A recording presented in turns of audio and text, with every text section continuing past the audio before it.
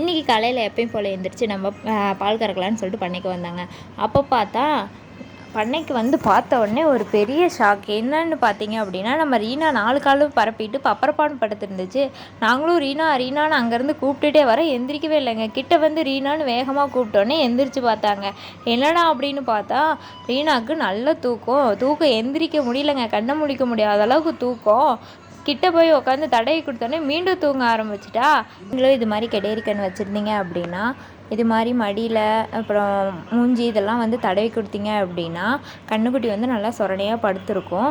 இது மாதிரி தடவி கொடுக்கறதுனால என்ன யூஸ் அப்படின்னு கேட்டிங்கன்னா, மாடு வந்து ஃபஸ்ட் டைம் கன்று போடும்போது பார்த்தீங்க அப்படின்னா எட்டி உதைக்கும் மாடெல்லாம். அது மாதிரி எட்டி உதைக்காது, அந்த கூச்சமெல்லாம் வந்து இருக்காது. அதனால் வந்து நீங்கள் இது மாதிரி வந்து டெய்லியும் தடவி கொடுத்தீங்க அப்படின்னா மாடு வந்து நல்லா பழகிக்கும்.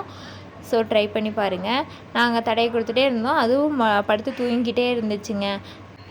எந்திரிக்கிற மாதிரி தெரியலங்க. அதனால் நமக்கும் பால் கறக்க டைம் ஆச்சு அப்படின்னு சொல்லிட்டு முடிஞ்சவொடனே கேள்வி பார்த்துட்டு சரி நீ தூங்கு அப்படின்னு சொல்லிட்டு நாங்களும் பால் கறக்க கிளம்பிட்டோங்க. அவளும் தூங்கிட்டே